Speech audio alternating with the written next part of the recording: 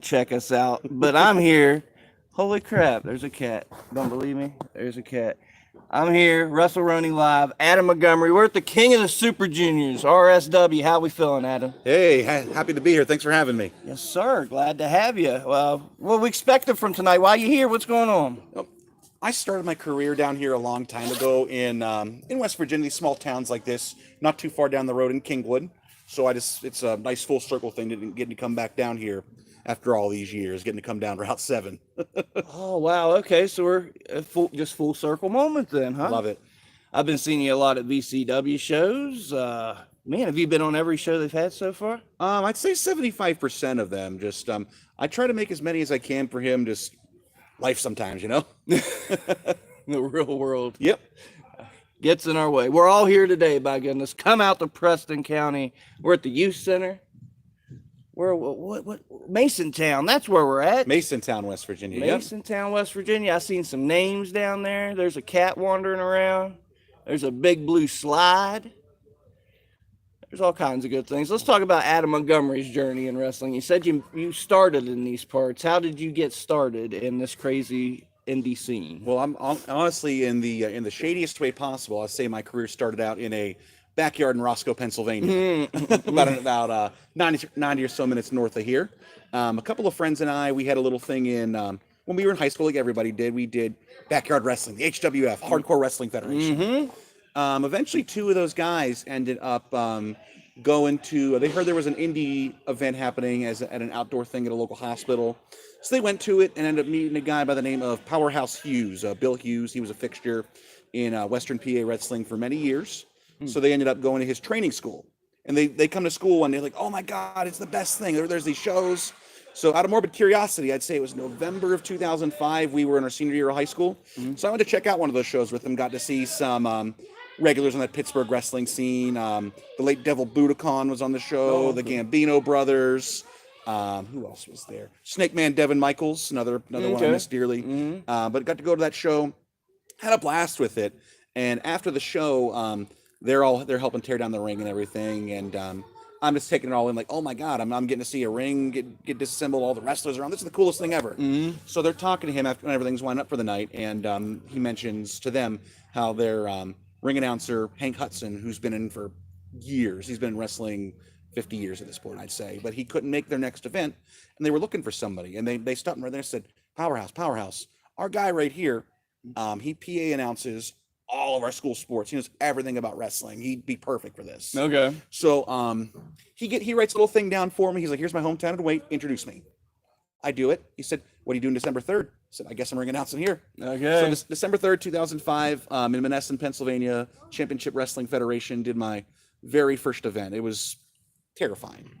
Terrifying. Just like, it was the funny little things that you don't realize you gloss over when you're getting to the show. Like, I was so nervous I forgot my shoes, my dress shoes. So I'm announcing in this nice black suit with a pair of brown etnies. Okay. And I'm getting out there to start the show, and I'm thinking, boy, nobody ever taught me how to get into the ring. So I'm just like, how do I do this? How do I do this? I see like 20 of my friends from school, my parents, my girlfriend at the time, and I'm just thinking, what am I going to do? So I'm starting the show. I have the mic in one hand, in my other hand's all these papers that Powerhouse gave me, and they're visibly shaking. Right. You know what? After a match or two, one of the referees comes to the ring and he says, hey, the guys back there are asking about you. You sound good. Like, okay. So then after the show, I said to Powerhouse, everything good? He said, yeah, what are you doing next month? I said, let's do it. So for the dates that Hank Hudson couldn't make for my first year or so, I was ring announcing for dates he could make. I did their all their promos in the ring for their website. Just so I could get some mic time. It was just the coolest thing. Like, come on, it's wrestling. We all love wrestling. So it was cool to be involved. From there, I'm sure everybody knows who Lord Zoltan is. Oh, yeah. Another staple of wrestling in our tri-state area. Yeah. I got to know him, just talking to him, be friendly with him for a couple of events. And then out of the blue, Powerhouse just shoots me a text one day saying, hey, is it cool if I give Zoltan your number? He wants to get you on some shows out in Ohio. Okay. I said, absolutely, let's do it. Yeah. So got to meet Zoltan through there and did some shows there and in West Virginia. Got to be friendly there with another guy who I hold very dear to me, a photographer and writer from up in near me. He lived like 5 minutes from me, actually. A guy named Nino Matti, who did he ended up starting Vicious Outcast Wrestling. He had for years a newsletter called the Gimmick Newsletter. So just he started taking me to different shows and just networking from there.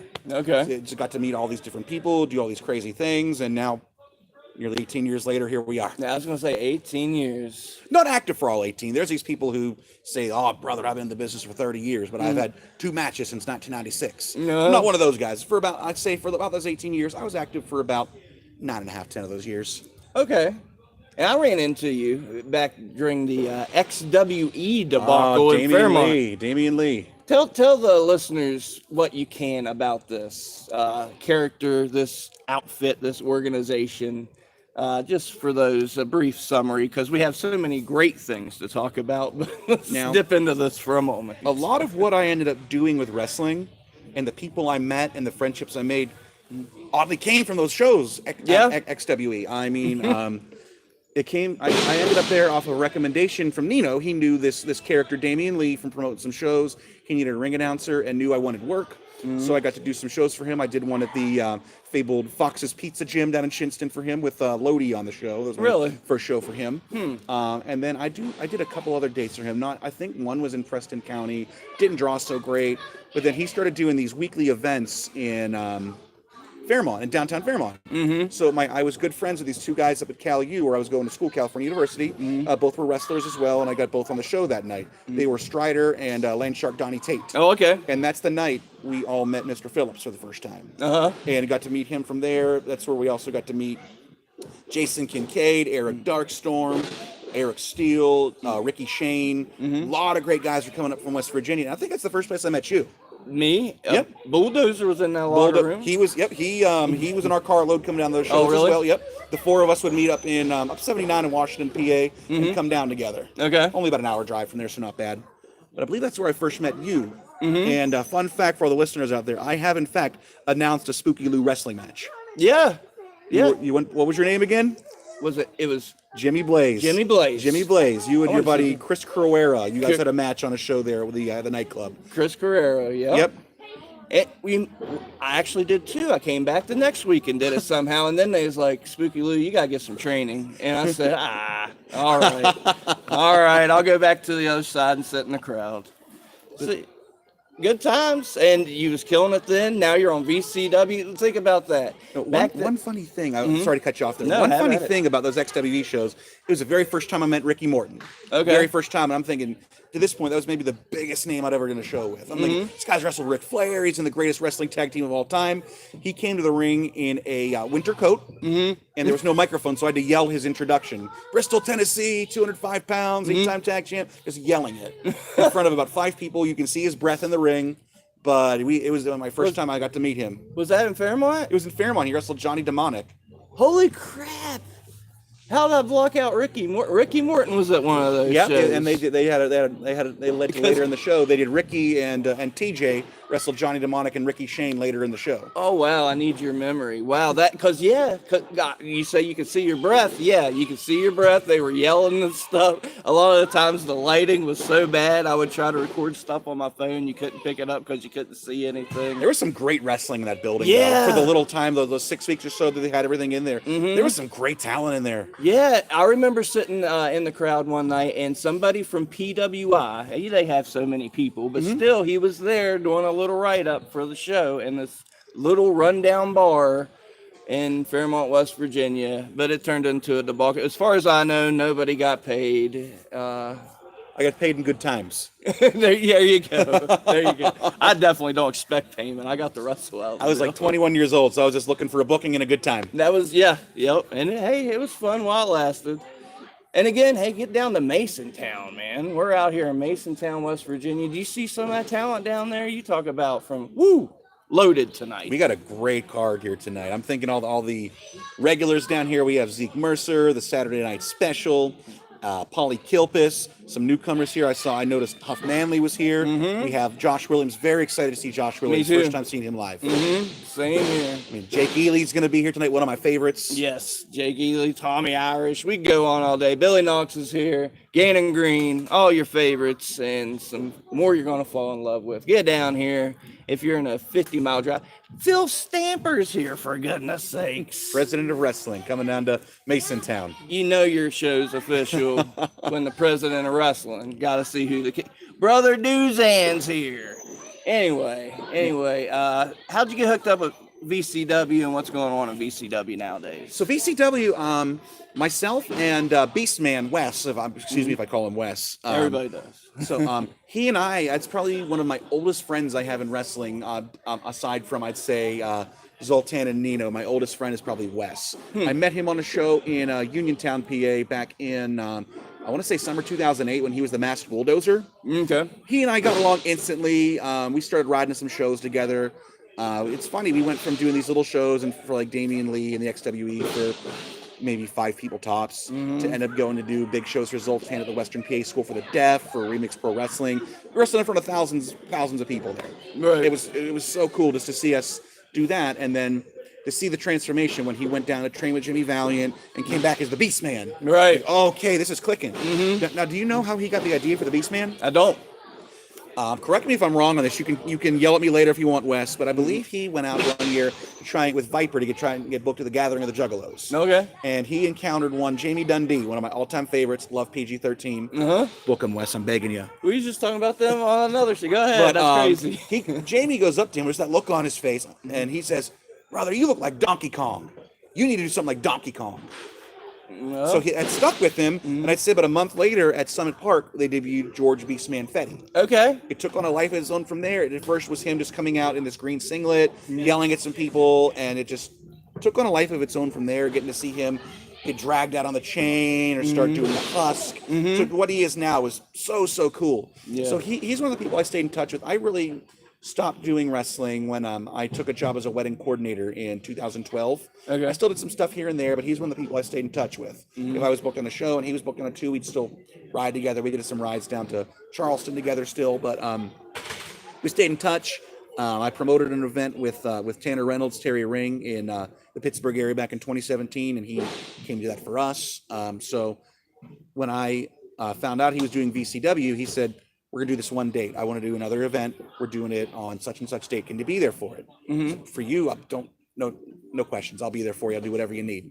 So we did the first show, and then he comes with me. Hey, I got this whole year of dates. Oh, and I thought I was doing a one-off favor for a friend just to get back and have some fun, see some old faces, but it turned into a whole thing. We're about a year and a half in now, and it's I dare anybody to put their roster in anywhere in the tri-state up against VCW's roster right now. Yep. You have the best from West Virginia, Pittsburgh, going into Northern Ohio. You have some folks in Michigan. It's a great crew there right now. It's really just it's an all-you-can-eat buffet there. Anything you want to see there, VCW's going to do it. Yeah. There's something for everybody. I say it all the time. The production's top notch. If you can't make it there live, watch a live show. It's like watching, I say Smoky Mountain Wrestling, but better. It gives me some Smoky Mountain Wrestling vibes, but it's got that current high flying and Ring of Honor style and everything. And you got your war games and your craziness.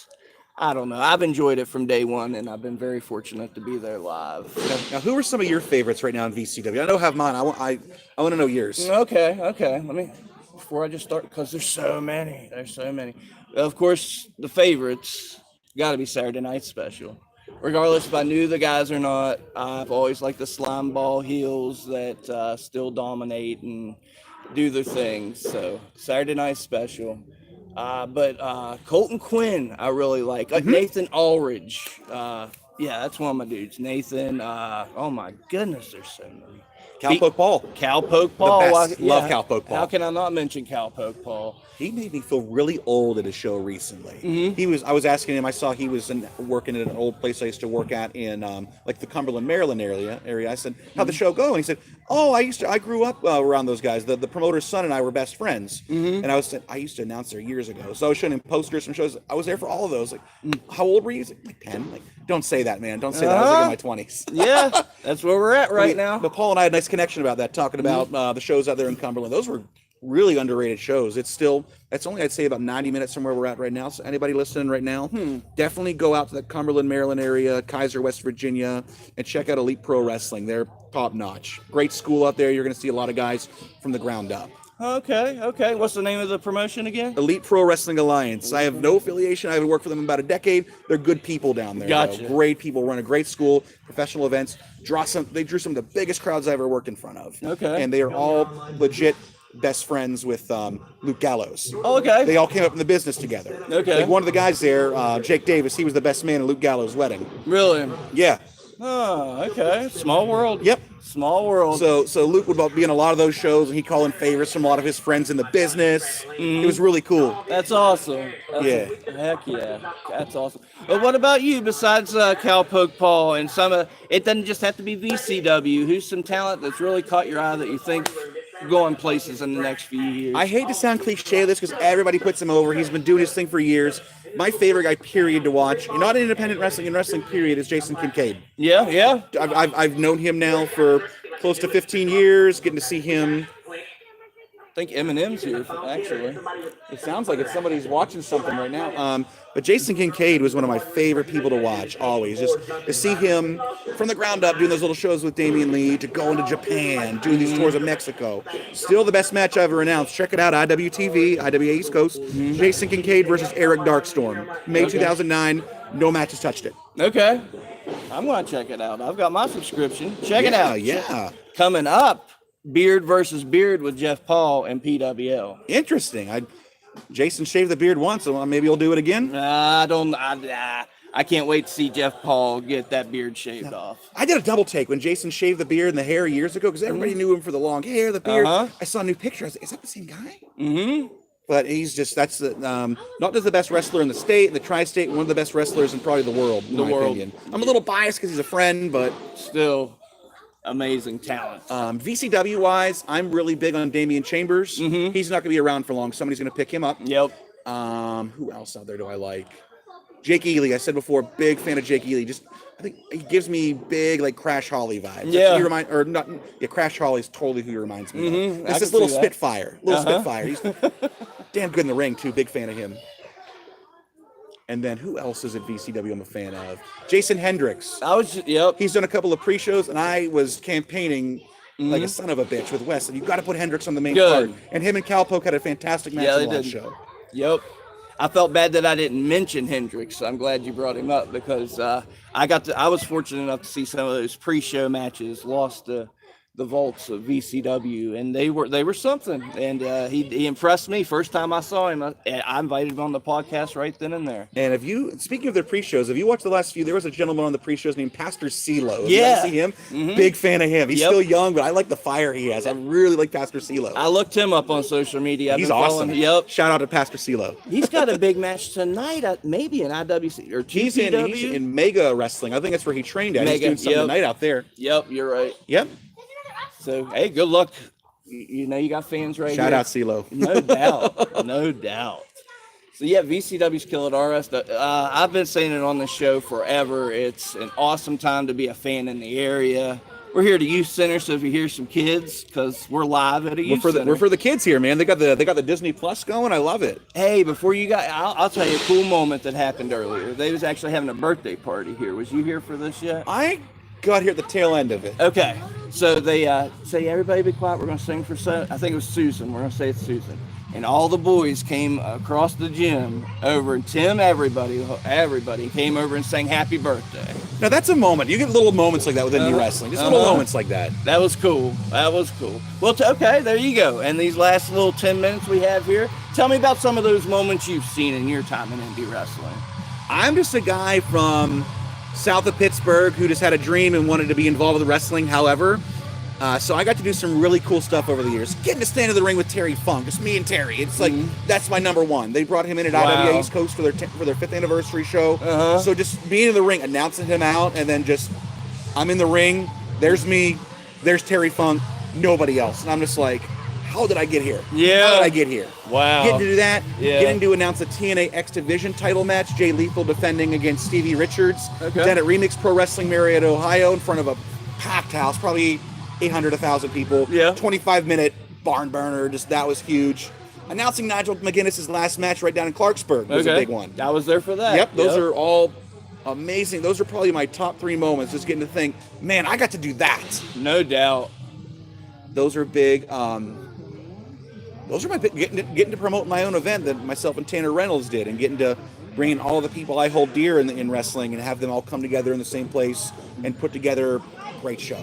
Nice. That was awesome. Getting to call old friends like Landshark, like Strider, Joe Brooks, Beastman, and then getting to meet some new talent, getting to meet for the first time Shane In Your Face, who is now Savage Gentleman Victor Benjamin. Okay. He was on our show. He maybe was less than a year in, and that night he said, "Hey, is it cool? My girlfriend wants to get started with training in wrestling. Is it cool if she valets me on the show?" She valeted on the show. She is now Lady Frost. Oh, okay. Okay. Yep. So Okay. we got to one of her very first bookings, if not the first, was on a show that Terry Ring and I put together. We got to do some cool stuff. We Fight Pro Wrestling that used to be out in the Hagerstown area brought in and paid for a couple of matches on the show. So on our show, we got to do Sue Young versus Taylor Hendricks. Okay. Well, when Sue was just starting to blow up with, they just did the Red Wedding at WrestleMania weekend and everything. Okay. We got to do that, and then Ricky Reyes defended the fight title on the show as well. Okay. So just out of nowhere, they said, "Hey, do you want Ricky Reyes, Sue Young, and Taylor Hendricks? We'll bring them." Like, okay. Yes, please. And then we got to, as a favor, Nick Dinsmore Eugene did the show for us as a favor. He's Terry trained with him down at OVW, and he came in pretty much just for a flight in a hotel, just out of the goodness of his heart to help us with what we were doing. Nice. He's another good one. Shouts out to Nick Dinsmore. You're the best. That's what I hear. That's what we hear. Yep. And before I let you go, I'm going to circle around to the beginning of your interview. Something that I caught that I barely know you, but I'm going to point out. You said that first time you got in the ring, you were nervous. You could see the paper shaking. If that's just some average Joe off the street getting in the ring, they're not nervous. Nope. It's because you love it, and it's because wrestling needs something. That's all I wanted. That's what it's all about. Yeah. I've seen, outsiders do like run-ins in matches and stuff, and they don't hold nothing sacred. It's because there's a reverence there for pro wrestling. To go off of this one time, we were doing an event up in Pittsburgh, and there was just some girl who was like whatever, and the promoter thought she was pretty, so he put her on the show as a valet. There, she did not know her spacing in the match, so there was somebody takes a bump to the outside and just knocks her down, and she gets right back up. And I just thought, oh my god, little things like that, just something like that does. They don't know any better, so you can't just you can't get on them for not knowing any better. But something like that right there is just like, man, there's so many people who'd kill to do something on a live wrestling show who just love it, but little things like that has irked me over the years. I've already seen it in my time. Man, come on. No, that's why I laugh instead of saying anything. It's better just to laugh than to cry, I guess. And I just want to say to everybody out there, thanks for supporting me for years. I know I have a lot of good friends out there in wrestling who I've kept over the years. Thanks for staying in touch with me. Thank you for giving me more opportunities. Wes, Tim Cross, thank you guys. For sure. Shouts out again to Zoltan, Danilo Matty. Shouts out to Terry Ring, Strider, Jack Pollock, Marcus Mann, all my friends out in the wrestling business. Heck yeah, I love it. Good folks, all folks you mentioned. Shouts out again, I got to say, another podcast start listening to, Legit Dynamite. They've been out of the wrestling business for about a decade, but Derek Billings and Brian Kyle started doing their own wrestling podcast where they just talk about things, start just talking some shop, telling some old stories. They had some kind things to say about me on there, so I appreciate you guys for that too. I miss you guys. I love you guys. But thank you again, Spooky Lou. I'm glad we got to do this. For sure. In a way, we did. I had assured him I would bring up my whole setup, a monitor and everything. We do it proper. Well, hey, we're having fun. It's all good. We're doing it on a phone. Get out here to Masontown. I think I'm going to show him the ring before I let him go. Y'all's been cool. We're going to show you what's going on here in Masontown, even if I get some heat for showing something I shouldn't. My phone is hot. Thank you, sir. Thank you, Spooky Lou. Appreciate you, man. Appreciate you. Yeah, come on down. Tell him. Masontown, West Virginia. The youth center down here. Come on down. RSW King of the Juniors. He was here the whole time. You thought I was playing. I really, Thank you, my man. Thank you. It was a good one. We're upstairs here. Let me show you this before we go. No, it looks vaguely safe to show. I guess Jeff Paul's coming out. All right, that's all we're showing. That's all you get. Get down here.